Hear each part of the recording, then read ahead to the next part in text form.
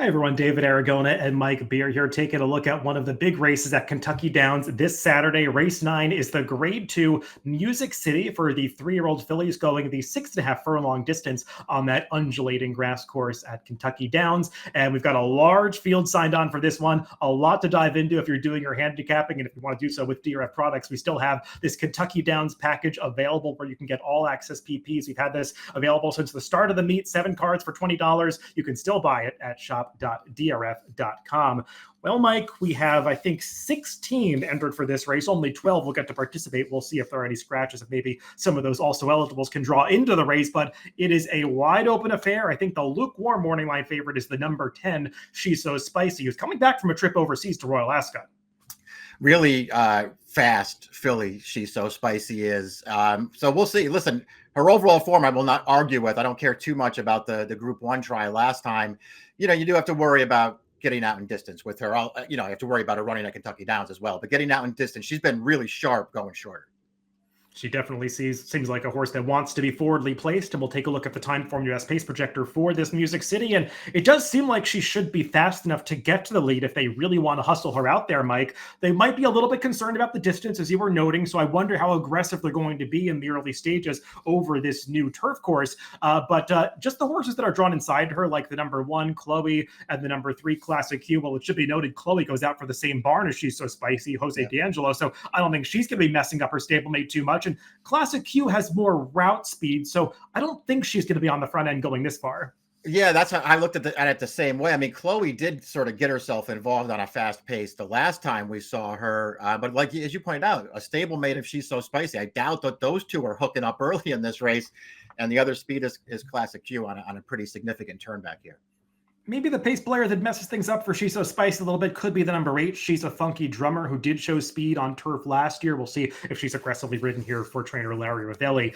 Let's go through this field from the rail out, beginning with that other Jose D'Angelo trainee in the race, the number 1, Chloe. And Mike, she's a horse that's run well on the turf a number of times. She earned her top buyer at Gulfstream Park back in the spring of this year. And since then, she's kind of struggled to get back to that level over different turf courses. They went out to Santa Anita once with her. I didn't love that performance. She got back on turf last time at Saratoga in the Coronation Cup, and she did contest a pretty fast pace that day and got tired at the end, but that performance does leave me with some questions about how far she really wants to go.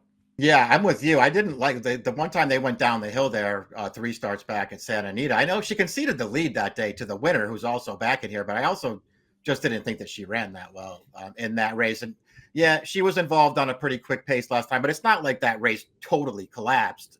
And to me, she just wasn't good enough again.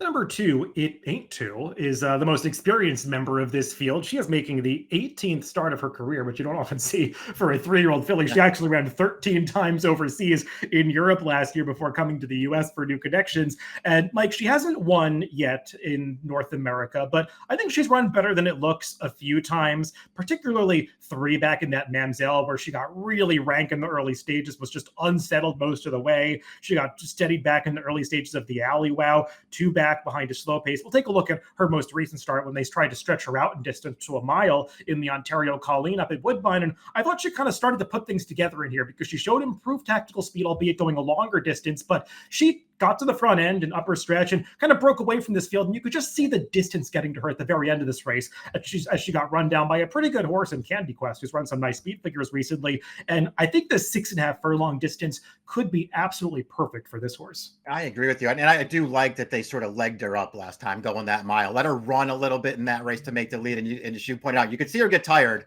at the end, but that's fine. They're going to cut her back in distance here. She was always a sprinter overseas, and she was a pretty good one too. She had underrated form over there despite a heavy workload. And I'm with you on the Alley Wow, 2 starts back too. I did not really love the trip that she got there, but I thought she ran deceptively well. The number 3, Classic Q, is an intriguing rudder in this race as she turns back from Mark Casse, and Mark Casse's got some interesting turnbacks in both of these lucrative 3-year-old stakes on Saturday, including the Franklin Simpson. But taking a look at Classic Q's last race, Mike, she just got tired at the end. They tried to go the mile and the 16th in the Lake George. She feels like a filly that even a step beyond a mile is just pressing her stamina too much, and you can see she takes a winning advantage into the stretch here. It looks like she's got this race put away, and she just can't quite seal the deal in the final 16th of a mile as this race does start to come apart. she had set some enterprising fractions on the front end, even though it looked like she was doing it easily. That was a pretty honest pace last time. And the same thing too back in the Wild Applause, where she did have the race course in her favor. Being down inside was an advantage of Saratoga that day. But again, she set an honest pace. So at least those performances give me some confidence that even if she doesn't make the lead here, I don't think she's going to be outrun in the early stages of this sprint. Yeah, I agree. And I do like I don't mind them going a little bit shorter with her in here. I think it could really work out for her. And she's shown in the past that she can rate and run if she has to. So, if she has to concede to somebody else earlier, I don't think that's a big deal for her. I'm starting to turn around on her, David. I wasn't really a big fan of hers as they headed to Saratoga with her for those last 2 starts, but I'm turning around on her. She ran really well in both of those starts. Yeah, and Mark Cassidy kept saying in his pre-race quotes for those races, I want to rate her, but the races aren't dictating that I can rate her because there's no other speed in there. This time he can get his wish, and she can probably get covered up in behind horses. The number 4, Abianto, another Mark Cassidy trainee in this race, and she's one who's going to be looking to launch from pretty far back in the pack, Mike, and her lack of speed is often an issue for her because she does need races to sort of fall apart to have her best chance. And in her recent races, she's gotten some decent paces to close into, but she's just been running out of ground. Those have been going the 5.5 furlong distance. We'll see if stretching out to 6.5 gives her a better chance. Yeah, we'll see. I don't, it doesn't always work that way. We'll see. It all really does depend for her on how fast they go in front of her. And it feels like there's a chance this race could set up for her. She's still a reliable closing sprinter, David, if she can get a setup and then get a clean run into it. I'm not, really sure how much she's improved as a 3-year-old. Maybe she hasn't really improved as much as I would like her to, but her last 2 races are fine. The number 5, Tabiti, is coming overseas from England for this race for trainer Rafe Beckett, and she's done very little wrong in her prior form overseas, Mike. She's won 3 of 5 starts. She was a really good 2-year-old. So much was thought of her that she was bet down to 5-1 in the prestigious Group 1 Fillies Mile at the end of last year. Since coming back as a 3-year-old, I think she's run well in both starts. What I wonder about is what kind of trip she's going to pull in this race, because it does seem like overseas she's a horse that wants to be forwardly placed. She has been, I agree with you. She has been really forwardly placed in her races. So we'll see what she's going to be able to do here. I mean, at least she has shown, though, that she can rate and sit behind horses. She did that when she won that Group 3 in her second career start last year. I mean, she was forward early, but she let some horses overtake her and sat in the pocket for a while before she split them and won that race. So I know that she can do it that way if she has to. Still lightly raced. I do like, for the most part, I like all of her races overseas. I think she's a pretty dangerous horse in here.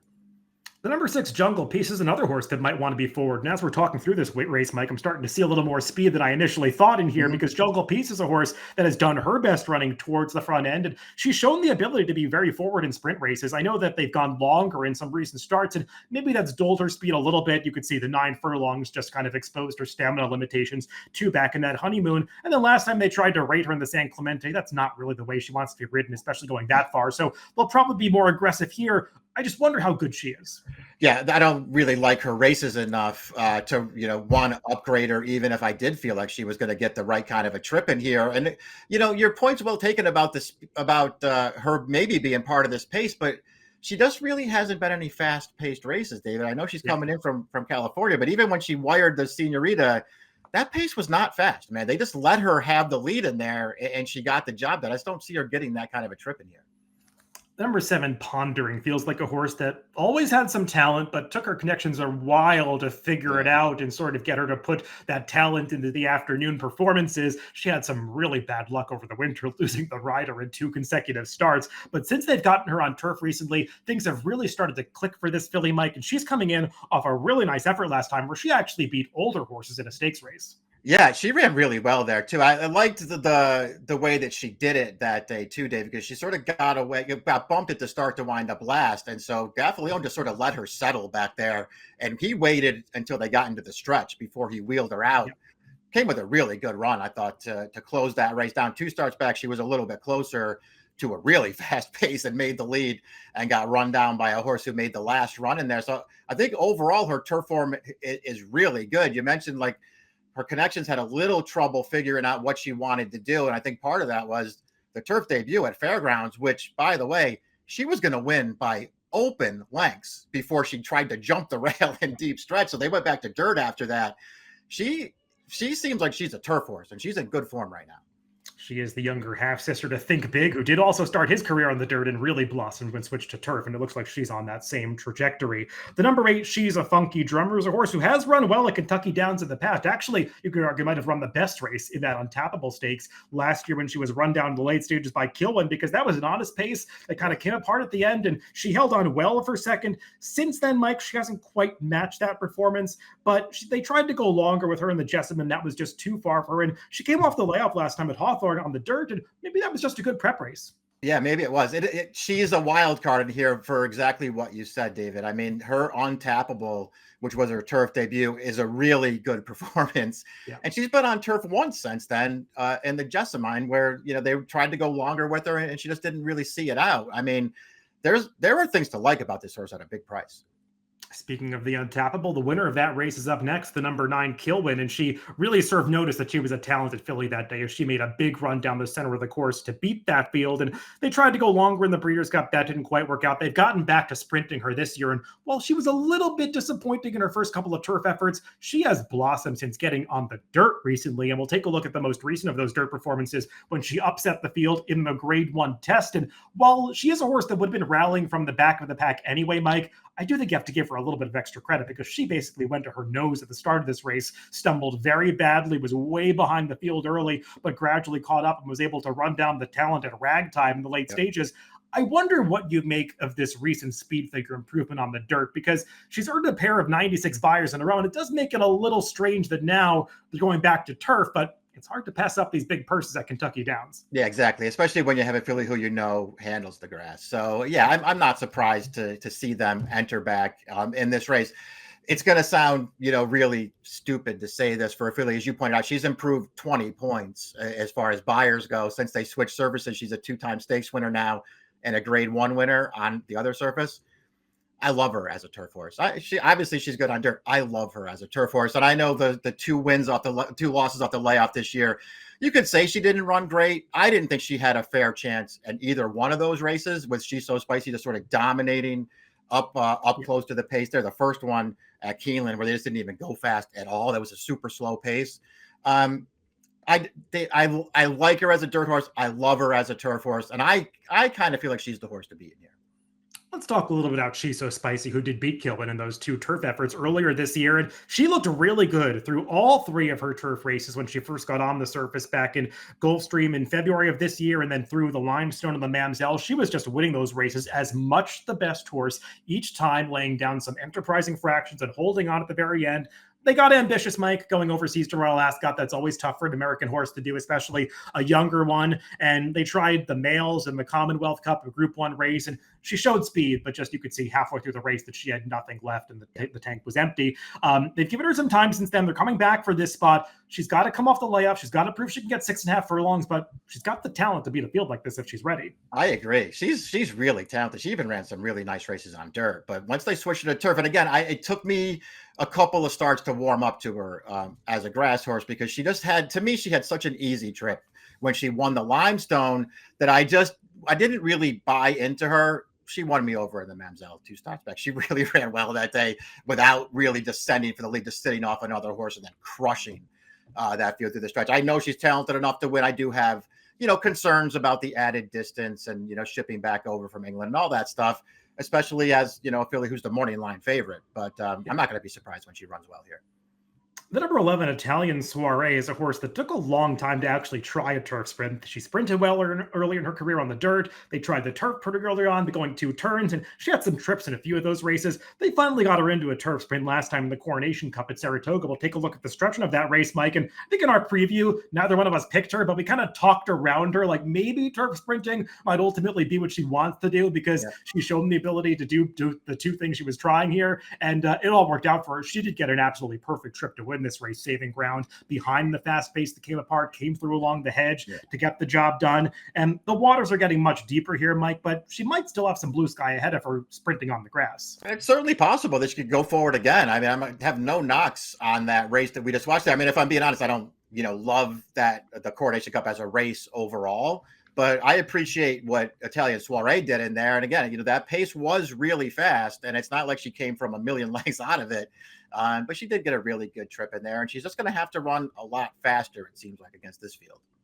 The number 12 got to Brazil was also in that Coronation Cup replay. She was far behind Italian Soiree at the finish and then came back in a synthetic race. Get Press Guile Downs was not really competitive. Mike, is there any way to make a case for this horse drawn to the far outside post? I will say that I liked her prior turf races. I mean, she didn't, run well in that Coronation Cup, but her prior turf races I actually really liked. And I know that she got a really good trip when she won that stakes race at Laurel back, but I thought she ran really well that day, David, and she beat a good horse too. The horse that she wound up running down there who finished second. So I don't know. I mean, I've seen way worse 30-1 shots in my life. We should note there are 4 AEs in this race. And one thing I will note, Mike, if there are any scratches in any of these horses draw in, the first 3 also eligibles on the list all have early speed and probably would want to get forward from outside post positions if they get into that race. So that could change the pace scenario a little bit. I know you had a great opinion on the number 14, Pop Idol, last time out at 17-1 in the Galway. She's a horse who really improved on the turf last time. She'd be a player if she got in here. Yeah, she would, and she won that race last time on the lead, but that's not necessarily a running style that she needs to be effective. Yeah. I think she just sort of took advantage there of some circumstances, but she's been fine without the lead in the past. Let's go to our picks for this grade 2 Music City at Kentucky Downs. And Mike, I think they've got some similar numbers in there. We both have the number 7 Pondering and the number 9 Killen in the mix, but they're your top 2 picks. And I agree with you on Pondering. She's a horse that might just really be moving ahead at the right time. Just feel like she's going to be a good price in here too. And that was ultimately the deciding factor for me. I do like her recent form, and I think she's going to fit well in this race. And she also feels like she has the right running style because she can be forward, but doesn't need to be near the lead in this race. I really respect Kilman. I get that this might not be the race to bet her because she's coming. They're going to be betting her off a dirt form now, yeah. But I believe that she is better on the grass. That was my main knock against Kilman, that she'd take money off races on a different surface. I do like the turn back for the number 3 Classic Q. I definitely got her in the mix. Yeah. I put the number 2, It Ain't 2 on top at a price in here. I just feel like we haven't yet seen the best of her in the U.S. and the 6.5 furlong distance with an inside post position is really going to allow her to work out the right trip in this race. So 2, 3, 7, 9 for me and 7, 9, 5, 3 for Mike in race night at Kentucky Downs on Saturday, the grade 2 Music City. Good luck if you're playing the races this weekend.